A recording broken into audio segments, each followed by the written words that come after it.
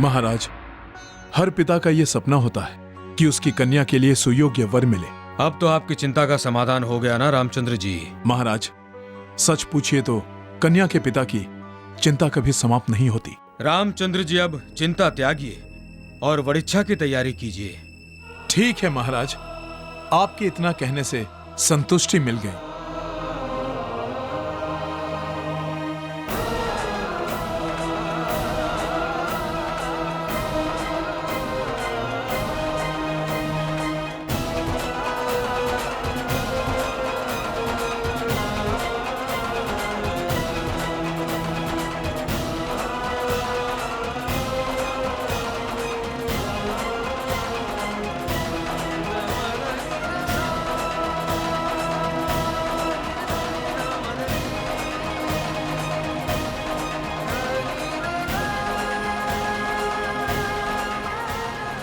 रुको,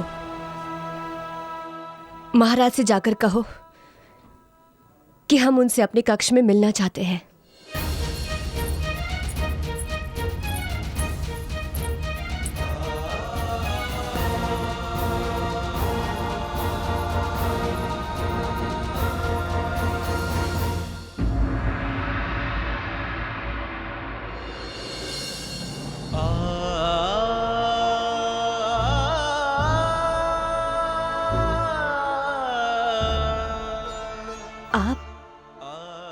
आपने हमें बुलाया इसलिए हम आ गए।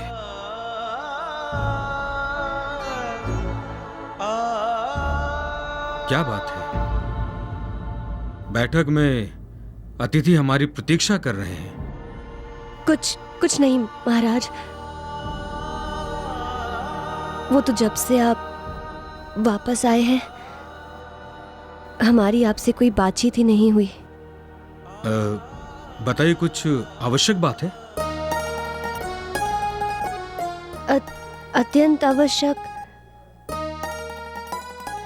नहीं, कोई आवश्यक बात नहीं है, परंतु इतना अधिकार तो है ना कि हम आपसे अपनी मन की बात कर सके। अवश्य अवश्य लक्ष्मी।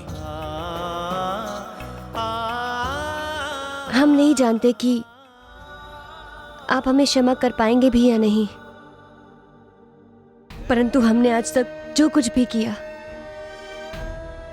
अपनी झांसी और झांसी के प्रजा के हित के लिए किया।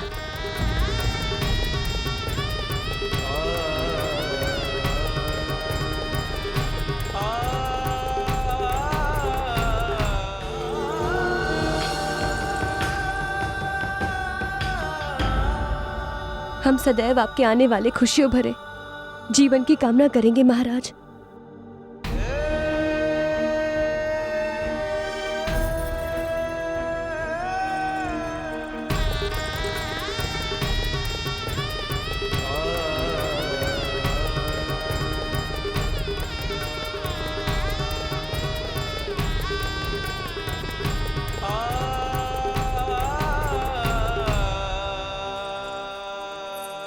लक्ष्मी,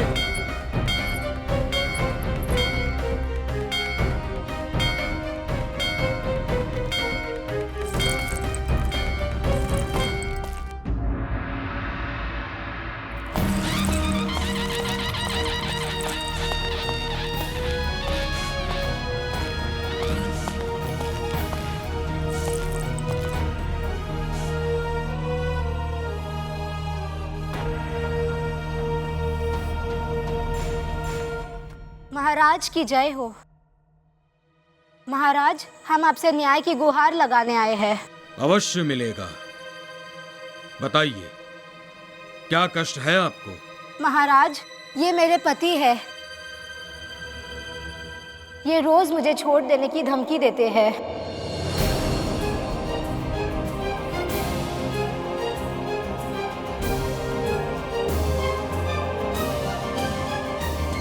ऐसा क्यों करते हो?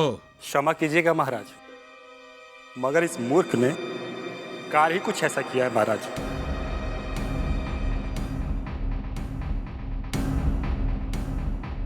क्या किया है? आज से 15 दिन पहले की बात है। इसने नदी में एक बच्चे को डूबते हुए देखा और बिना कुछ सोचे विचारे उसे बचाने के लिए उफनती हुई नदी में कूद गई।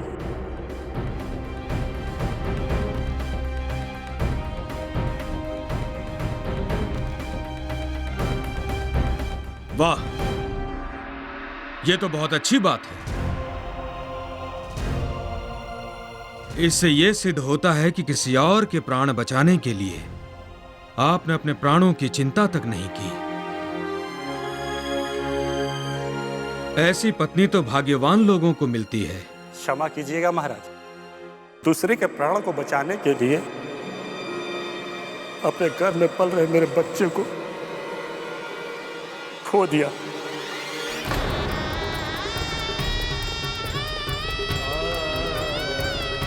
अब मेरा क्या होगा महाराज, अब मेरा क्या होगा?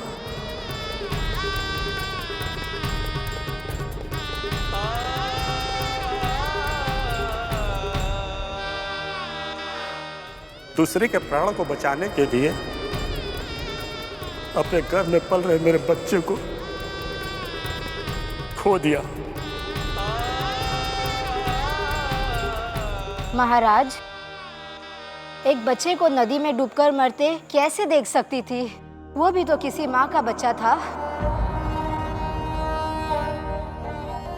एक हंसता खेलता मासूम मेरे आंखों के सामने मरता नजर आ रहा था।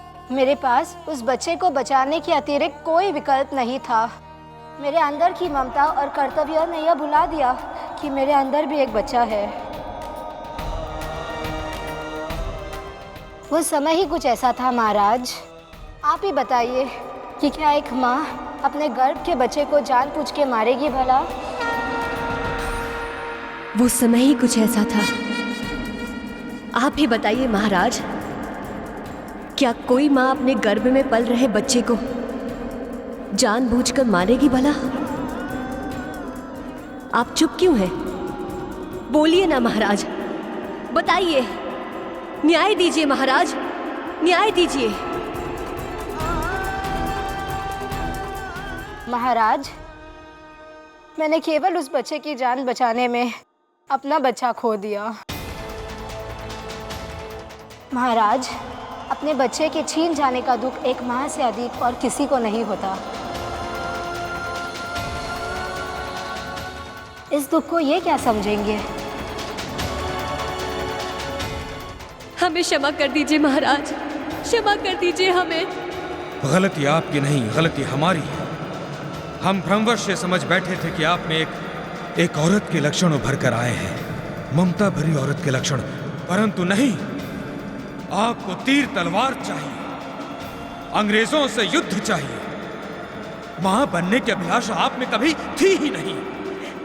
महाराज, यही सत्य है।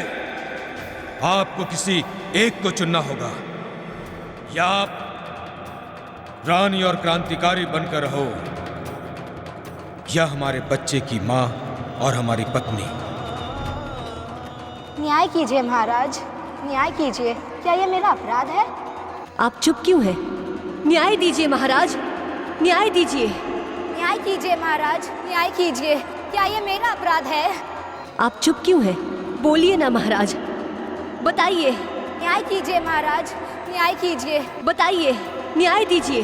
न्याय कीजिए महाराज, न्याय कीजिए। न्याय दीजिए महाराज, न्याय दीजिए। न्याय कीजिए, न्याय दीजिए महाराज, न्याय कीजिए। क्या ये मेरा अपराध न्याय है? दीजिए। न्याय आप कीजिए चुप क्यों हैं? महाराज, न्याय कीजिए। क्या ये मेरा अपराध है? न्याय दीजिए महाराज, न्याय कीजिए। न्याय दीजिए मेरा महाराज, अपराध है? बताइए।